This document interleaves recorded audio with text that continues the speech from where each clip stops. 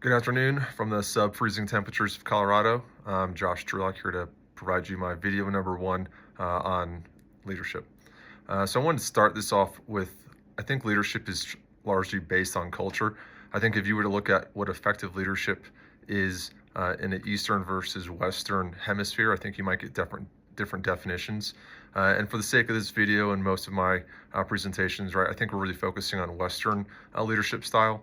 I think that's largely been built kind of based off the founding of our country of life, liberty, the pursuit of happiness, and um, being free from tyranny. I focus a lot on Maslow's hierarchy of needs. I think leaders are responsible for helping their individuals progress through those Maslow's hierarchy of needs to find fulfillment in what they do. So to get into it, I define leadership as providing purpose, direction, and motivation to help individuals and organizations achieve their maximum potential. I see leadership as kind of having three layers. The first is knowing what your individual definition of leadership is to help kind of frame how you go about leading.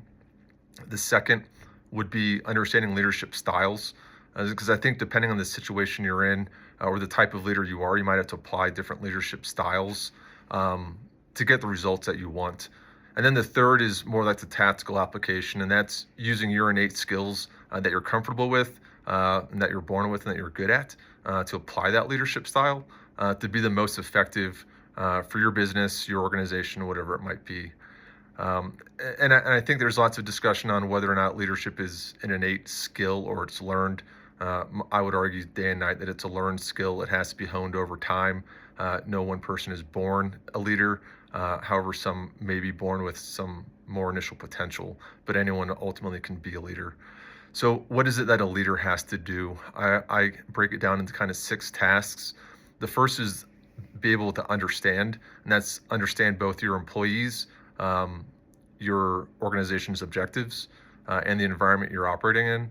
So if you don't understand the variables that are input into your situation, right, then you can't really apply the correct leadership skills or styles to create the effects that you want.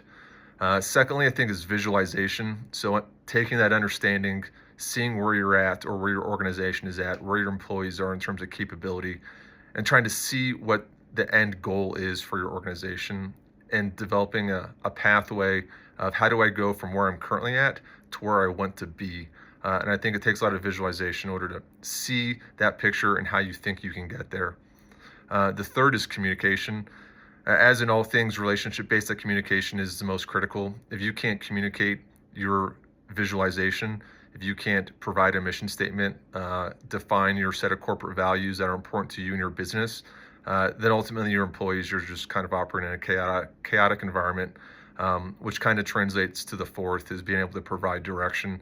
So you can communicate all you want, but if you can't provide direction to your employees, then ultimately your visualization, your understanding of the environment isn't understood and isn't translatable by the people actually doing the hard work.